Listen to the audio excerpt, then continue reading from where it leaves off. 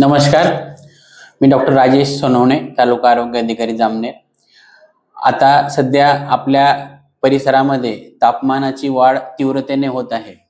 तरी या वाढ होत असलेल्या तापमानाशी सामना करण्यासाठी आपण काय काळजी घेतली पाहिजे आणि त्यामुळे होणारे जे दुष्परिणाम कसे टाळता येईल याविषयी आपण एक माहिती जाणून घेऊया.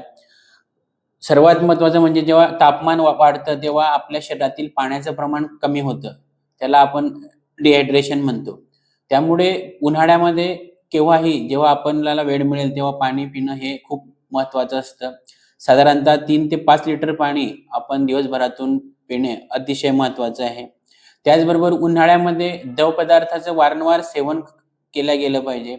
उदाहरणार्थ लिंबू सरबत आहे, ताक आहे किंवा पन्ह आहे, नारळाचं पाणी आहे, असे पदार्थ आपण नियमित घेतले पाहिजे. बऱ्याचशा वेळेस थंड पदार्थ म्हणून कोल्ड ड्रिंक्सचा वापर होतो, परंतु आरोग्याच्या दृष्टीने कोल्ड ड्रिंक्सचा वापर हा अहितकारक आहे, असं रिसर्चद्वारे समजलेलं आहे. त्याचप्रमाणे त्याच्यात साखरेचं प्रमाण सुद्धा अधिक असतं.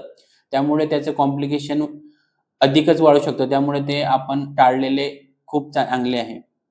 त्याचप्रमाणे आपण आहार घेताना अतिशय हलका आहार आणि अतिशय लाईट आहार हा उन्हाळ्यामध्ये घेतला पाहिजे. शिळे अन्नपदार्थ खाणं टाळलं पाहिजे. तिखट, मसाले, जड अन्न घेणं हे टाळलं पाहिजे.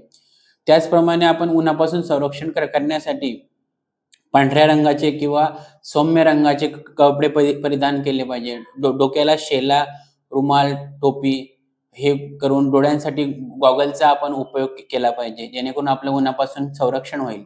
आणि शक्यतो 12 ते 5 या कालावधीमध्ये आपण घराच्या बाहेर उन्हाळ्याच्या ऋतूमध्ये पडू नये. खूपच काम जर असेल तर आपण कंटिन्यू उन्हात राहणार नाही याची काळजी घ्यायची. एखादी शेतकरी बांधव असतील किंवा शेतामध्ये काम करणारे लोक असतील, त्यांना जर या काळामध्ये काम करायचं असेल तर त्यांनी मध्ये-मध्ये साधारणतः अर्धा तास किंवा 15 मिनिटं हे सावलीत यायचं आणि पुन्हा उन्हात जाऊन काम करायचं, जेणेकरून ती तीव्रता जी आहे उन्हाची ती त्या कमी प्रमाणात होईल.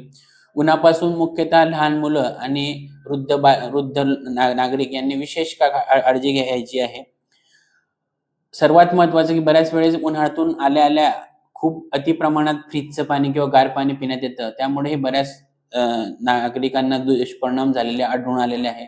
त्यामुळे उन्हातून आल्या-आल्या डायरेक्ट लगेच फ्रिजचं पाणी पिणं टाळलं पाहिजे. आल्यानंतर थांबल्यानंतर काही वेळानंतर पाणी हे पिलं पाहिजे व त्याचं प्रमाण अति गार नसावं ही काळजी आपण घेतली पाहिजे. आणि सर्वात महत्त्वाचं म्हणजे रिहायड्रेशन. ORS किंवा लिंबू सरबत त्याच्यात मीठ टाकून हे आपण वारंवार सेवन केल्यास हा त्रास होणार नाही. उन्हाचा फटका बसला असं आपल्याला जाणवण्यासाठीची जे लक्षणं आहे ते म्हणजे डोके गरगरणे, डोळ्यापुढे अंधारी येणे, जास्त घाम येणे, मळमळ होणे, उलटी होणे असे लक्षणं दिसल्यास तात्काळ आपण डॉक्टरांशी सल्लामसलत करावी व पुढील उपचार हे करणे खूप गरजेचे आहे. अन्यथा उष्माघातामध्ये अगदी 2-3 तास सुद्धा जर गेले तर प्राणघातक होऊ शकतो. त्यामुळे सर्व नागरिकांना एक विनंती आहे की त्यांनी आपलं उन्हापासून संरक्षण करावं व असे काही लक्षणं आढळल्यास तात्काळ डॉक्टरांचा सल्ला घ्यावा. धन्यवाद.